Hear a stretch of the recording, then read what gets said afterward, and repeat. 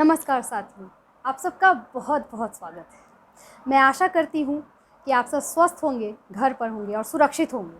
अगर आप सब थोड़ा भी अस्वस्थ हैं तो मैं प्रभु से कामना करती हूँ कि आप सब जल्दी ही स्वस्थ हों। डरिए मत, घबराइए मत, क्योंकि कोरोना जैसी ये एक बीमारी नहीं, महामारी है और हम सब के साथ सकारात्मक होकर लड़ने की अब बारी है। फिलहाल मैं आपसे अपनी पंक्तियों के माध्यम से कुछ साझा करना चाहूँगी, जिसका शीर्षक है मेरी प्यारी माँ। यूँ तो माँ के बारे में जितना कहा जाए, जितना सुना जाए, कम ही पड़ जाता है, ये हम सब जानते हैं। फिर भी मैंने छोटा सा प्रयास किया है अपने शब्दों के धागे में मोतियों को, माँ रूपी मोतियों को पिरोने का। अगर आपको अच्छा लगे तो please please please like, share और कमेंट ज़रूर कीजिए। ये जो सुनते हैं सब लिखने में कितने पन्ने भिगोए हैं, नैना इतने रोए हैं, नैना इतने रोए हैं।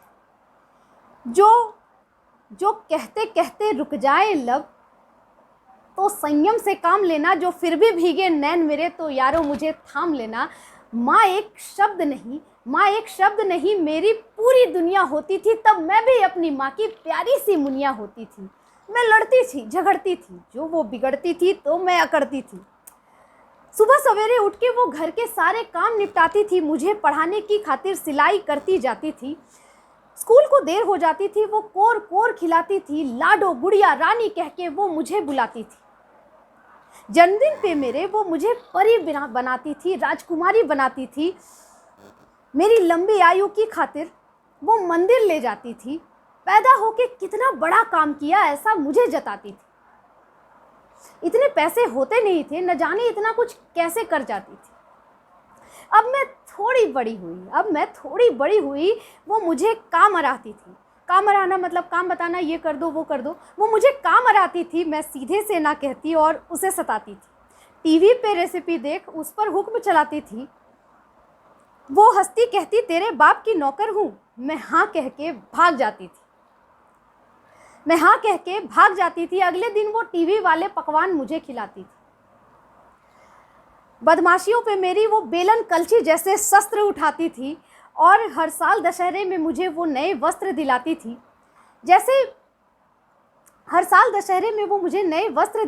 खुद पुराने वाले से ही काम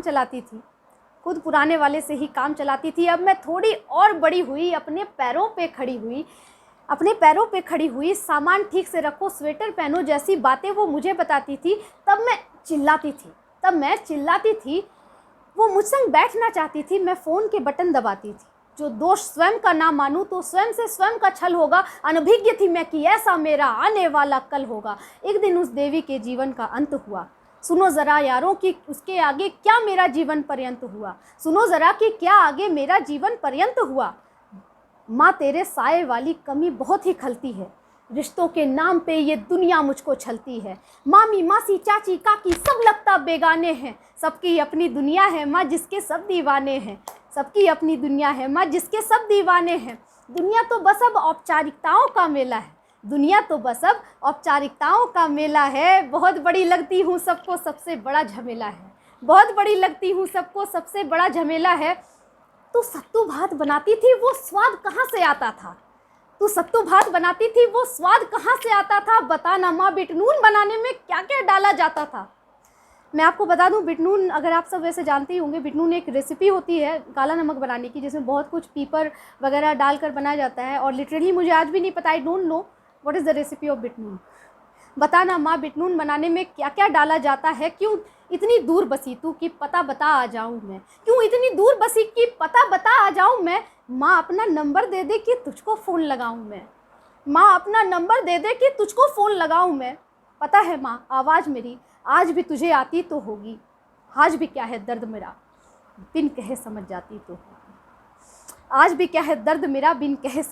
तो होगी। मुझे सुनने के लिए और अपना बहुमूल्य समय देने के लिए आप सबका बहुत बहुत बहुत धन्यवाद दोस्तों। अगर वीडियो अच्छा लगा हो तो ज़्यादा से ज़्यादा लाइक, शेयर और कमेंट कर दीजिएगा। इससे मुझे प्रेरणा मिलेगी ताकि मैं आपसे फिर मिलूं और अपनी अच्छी अच्छी रचनाएं बना सकूं, लिख सकूं और आपके साथ फिर से साझा कर सकूं। फिलहाल के लिए मुझे आज्ञा दीजिए। Bye bye.